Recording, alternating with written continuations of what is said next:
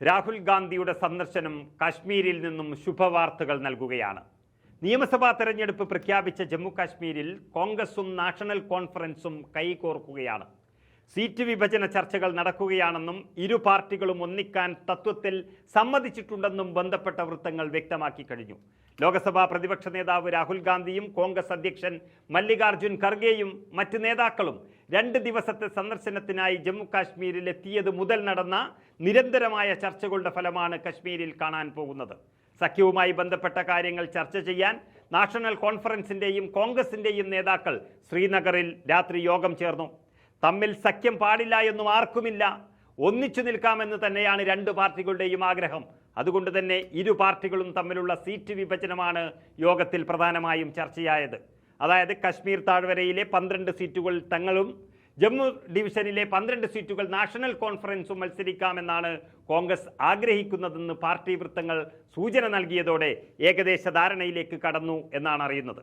എന്നാൽ സീറ്റ് വിഭജനം സംബന്ധിച്ച് അന്തിമ തീരുമാനം 2 ദിവസത്തിനുള്ളിൽ ഒരു വട്ടം കൂടി ചർച്ച നടക്കുമെന്നും അതിൽ സീറ്റ് വിഭജനം സംബന്ധിച്ച കൃത്യമായ ധാരണയിലെത്തുമെന്നുമാണ് വിവരം ലഭിക്കുന്നത്. അത് സാധ്യമായതിന് തുല്യമാണ് എന്നാണ് ഇരു പാർട്ടികളും വളരെ സന്തോഷത്തോടെ പറയുന്ന കാര്യം. ഒരു രാഷ്ട്രീയ പാർട്ടിയുമായും തെരഞ്ഞെടുപ്പ് സഖ്യമില്ലെന്ന് നാഷണൽ കോൺഫറൻസ് അധ്യക്ഷൻ ഫറൂഖ് അബ്ദുള്ള പറഞ്ഞ ഇടത്തുനിന്നുമാണ് രാഹുൽ ഗാന്ധിയുടെ ഈ സന്ദർശനത്തോടെ മാറ്റമുണ്ടായിരിക്കുന്നത്. കോൺഗ്രസുമായി സഖ്യം സംബന്ധിച്ച് ചർച്ചകൾ പൂർത്തീകരിക്കുകയാണെന്ന് മകൻ ഒമർ അബ്ദുള്ള ഇപ്പോൾ വ്യക്തമാക്കിയിരിക്കുന്നു. ഈ സാഹചര്യത്തിലാണ് സഖ്യ ചർച്ചകൾ പുരോഗമിക്കുന്നത്. തെരഞ്ഞെടുപ്പിൽ താഴെത്തട്ടിലുള്ള ഒരുക്കങ്ങളെക്കുറിച്ച് പാർട്ടി പ്രവർത്തകരിൽ നിന്ന് രാഹുൽ ഗാന്ധിയും ഖർഗെയും അഭിപ്രായം തേടിക്കഴിഞ്ഞു. BJPക്കും അതിൻ്റെ നയങ്ങൾക്കുമെതിരായ ഏതു പാർട്ടിയുമായോ വ്യക്തിയുമായോ കൈകോർക്കാൻ പാർട്ടി തയ്യാറാണെന്ന് ജമ്മു കാശ്മീർ പ്രദേശ് കോൺഗ്രസ് കമ്മിറ്റി അധ്യക്ഷൻ താരിഖ് അമീദ് കരായും വ്യക്തമാക്കിയതോടെ കശ്മീരിൻ്റെ പൊതു താൽപ്പര്യം മനസ്സിലാക്കാൻ കഴിഞ്ഞു. അതിനപ്പുറത്തേക്ക് പോകാൻ നാഷണൽ കോൺഫറൻസിന് കഴിയില്ല. 10 വർഷത്തിന് ശേഷമാണ് ജമ്മു കാശ്മീർ നിയമസഭാ തെരഞ്ഞെടുപ്പ് തന്നെ നടക്കുന്നത്. ഇത് മതേതര ജനാധിപത്യ ശക്തികളെ സംബന്ധിച്ചിടത്തോളം കശ്മീരിൽ അവസാന ബസ്സാണ്.